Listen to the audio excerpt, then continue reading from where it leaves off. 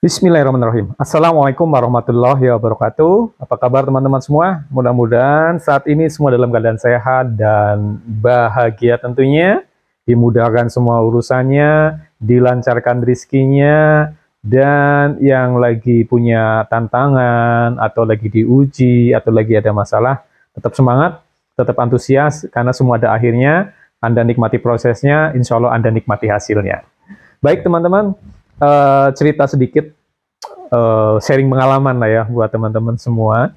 Jadi seperti yang teman-teman tahu dan pernah saya bahas di video-video sebelumnya di dalam channel YouTube Sederhana ini, bahwa saya membangun bisnis, membangun usaha, sampai seperti sekarang alhamdulillah atas izin Allah, dimudahkan Allah bisa besar, makin besar dan berkembang. Ada beberapa usaha yang saya dirikan, semua berangkat dari nol atau start dari nol. Tidak pakai modal, karena saat itu saat saya mulai bangkit dari keterpurukan, betul-betul saya tidak punya aset apapun, tidak punya modal, tabungan habis, uang habis.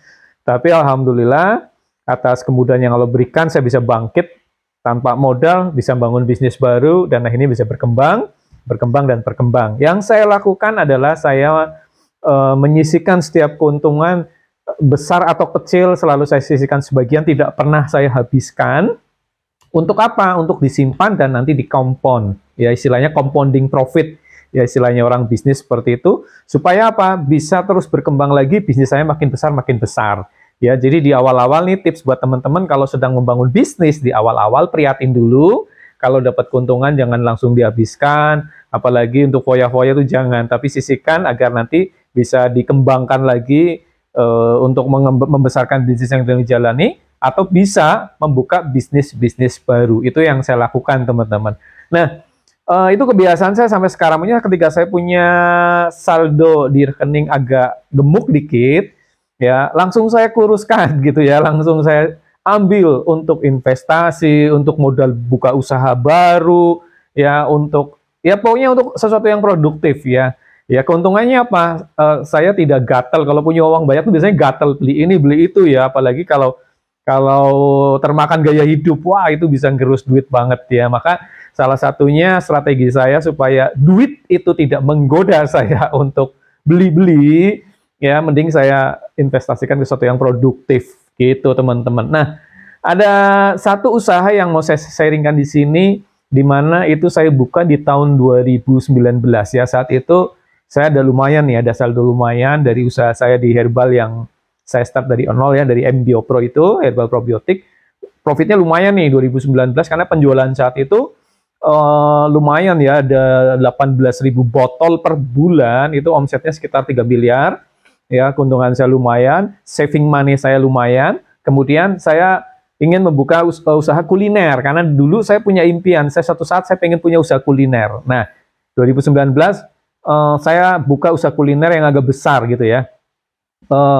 Dulu di tahun 2000-an pernah buka usaha kuliner tuh, jualan sate kelinci, tapi masih pakai gerobak sebagai pedagang kaki lima. Ya, saya jualan bareng istri saya, dorong gerobak bareng. Nah, 2019 saya juga usaha kuliner tapi berbeda lagi. Ini pakai modal yang besar. Nah, itu hasil saya menyisihkan keuntungan dari jualan MBO Pro saya, dari bisnis MBO Pro saya. Nah, itu saya jualan bakso, teman-teman. Nah, kenapa kok bakso gitu? Saya masih ingat betul di tahun dulu banget ketika saya masih jadi PKL, jadi pedagang kaki lima, itu mau jajan itu nunggu ada orang beli dulu, dapat keuntungan, untungnya udah pas dulu buat jajan, saya baru jajan, termasuk untuk beli bakso. Kebetulan saya dan istri saya ini penggemar bakso, jadi makanan favorit kami berdua adalah sama-sama bakso. Jadi kalau ada tukang bakso lewat, itu menggoda banget ya, apalagi baunya, wah itu menggoda sekali. Tapi ketika saat itu lagi jualan di trotoar, uangnya belum nyampe untuk bisa beli bakso, kita tahan. Ya, walaupun di situ ada duit, tapi kan duit modal gitu ya. Saya harus berhitung udah berapa penjualan pulsa saat itu. Saya jualan pulsa juga di trotoar ya. Jadi saya lihat transaksi udah berapa penjualan pulsa hari ini. Keuntungannya cukup nggak untuk beli bakso? Wah ternyata cukup. Cukupnya satu mangkok, kita beli satu mangkok dimakan berdua. Jadi sering banget kita beli bakso itu satu mangkok, ya dimakan berdua, satu mangkok dan satu es teh itu dimakan berdua. Kenapa? Prihatin teman-teman. Tapi alhamdulillah saat itu saya dan istri tidak mengeluh, tidak bersedih hati, tapi seneng, suka, dan itu buat kami romantis sekali ya. Nah, pada akhirnya tahun 2019 ketika alhamdulillah kehidupan kami berubah bagai bumi dan langit, kami bisa membuka usaha bakso dan bisa dikatakan ini terbesar di dalam kota ya. Saya buka di tengah kota di dekat Gor Satria Purwokerto, karena saya tinggal di Purwokerto di dekat Gor Satria di Jalan Suharso, di mana jalan itu adalah premium untuk kuliner. Ya, kawasan yang premium untuk bisnis kuliner. Jadi di sepanjang Jalan Suharso itu banyak usaha-usaha kuliner dan kelasnya premium. Saya buka di situ dengan modal yang tidak sedikit ya. Mungkin kalau ada teman-teman yang mengatakan atau siapapun orang yang mengatakan jualan bakso itu profesi yang tidak besar, saya akan bantah. Ya, kalau ada yang mengatakan, siapapun yang mengatakan bahwa jualan bakso itu profesi yang rendah, atau bahkan ada seseorang yang mengatakan juga tidak mau punya menantu tukang bakso. Ya, ini kurang ajar nih kalau ngomong gitu ya. Kenapa? Karena saya dulu buka bakso, usaha bakso modalnya 1,2 miliar. Nah, 1,2 miliar ya. Besar dengan ukuran bangunan yang luar biasa, interiornya mewah ya. Kemudian settingnya juga bagus, kekinian ya. Saya jualan konsep bakso yang prasmanan, ngambil sendiri pembelinya. Di situ saya sajikan berbagai macam bakso, ada bakso yang biasa, bakso yang legend ya, yang biasa, bakso urat, bakso daging polos, bakso isi mozzarella, ada bakso telur ya, kemudian toppingnya macam-macam, yaitu di prasmanan modelnya buffet gitu. Jadi pembeli ngambil gitu. Jadi setiap nampan tuh ada nampan mie, ada nampan bakso mozzarella, bakso keju dan segala macam. Ada harganya di situ. Ambil nanti jalan ke kasir, dihitung sama kasir baru bayar. Dengan strategi seperti itu ternyata luar biasa teman-teman. Saya bisa atau sering mendapatkan pembeli yang beli satu mangkok bakso itu dia harus bayar 70.000 ya, itu banyak teman-teman, karena biasanya orang kalap nih ngambil nih bakso isi mozzarella, lihat ada tulisannya kan di situ, bakso isi urat, nah, bakso isi keju, diambil-ambil minyak, toppingnya, tahu-tahu di kasir 60.000, 70.000, tapi mereka ikhlas dengan tanpa harus komplain karena mereka yang ngambil sendiri ya, bayar, apalagi di situ sudah ada harganya. Nah, dan untuk segmen-segmen yang middle low, yang menengah ke bawah, bisa yang tidak prasmanan pun ada, yang paket yang sudah langsung disajikan pun ada, harganya seperti warung-warung bakso yang lain, 15.000, 20.000. Nah, dengan modal 1,2 M, saya buka bakso bulan pertama buka ya, itu di bulan Agustus 2019, Agustus 2019, itu alhamdulillah saat pembukaan, saya tidak ikut pembukaan karena saat itu saya menunaikan ibadah haji ya di bulan Agustus di tahun 2019, saya lagi tanah suci, kemudian peresmian atau pembukaan grand openingnya hanya dihadiri istri saya dan rekan-rekan. Di bulan pertama tahu nggak berapa profit yang saya dapatkan? Bulan pertama profit bersih saya dapat 40 juta dalam satu bulan. Bersih itu saya terima 40 jutaan. Jadi di sini sekali lagi tukang bakso bukan profesi kecil teman-teman ya. Tukang bakso bukan profesi kecil. Nah, kalau ada teman-teman di sini yang menyaksikan video saya yang saat ini sedang jualan bakso, tekuni saja. Tekuni, Anda harus punya impian besar ya. Karena saya pernah jualan bakso dengan keuntungan 40 juta dalam satu bulan. Walaupun memang modalnya besar 1,2 M ya. Saya dapat satu bulan 40 juta. Dan sekaligus saya akan membantah. Karena saya sempat tersinggung ketika ada orang yang bilang dia tidak mau punya menantu tukang bakso.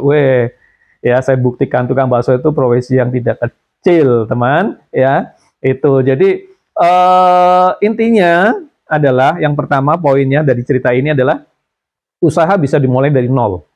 Saya bisa punya warung bakso besar, ya, lengkap dengan suasana kekinian, dengan modal besar, itu sebenarnya nggak pakai modal. Karena modal 1, sekian M itu adalah uang keuntungan, adalah profit yang saya dapatkan dari usaha herbal.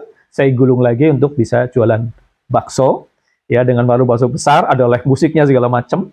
Ya, lumayan lah terkenal, dan saya pakai ambasador itu artis ya, saya tidak sebutkan ya, saya pakai brand ambasadornya artis, dan nama baksonya pun menggunakan nama artis tersebut ya. Jadi saya tidak terlalu dikenal sebagai pemilik, tapi sebenarnya pemiliknya adalah saya.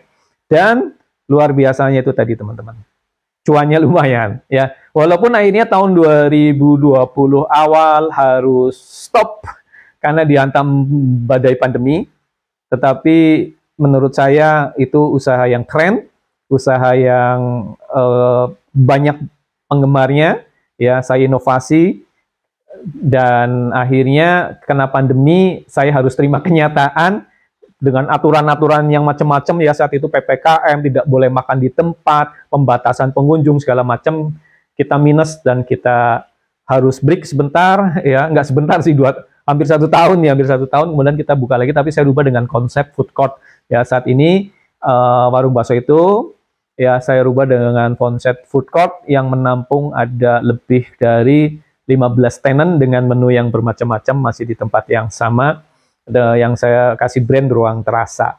Nah, jadi intinya buat teman-teman semua, tidak ada profesi yang kecil. Profesi itu semua hebat, bagus, ya, dan berpeluang menjadi besar. Diawali kecil, jangan khawatir. Kalau Anda tekun, Anda istiqomah, Anda konsisten, Anda percaya diri, Anda semangat, Anda ulet, usaha Anda akan jadi besar.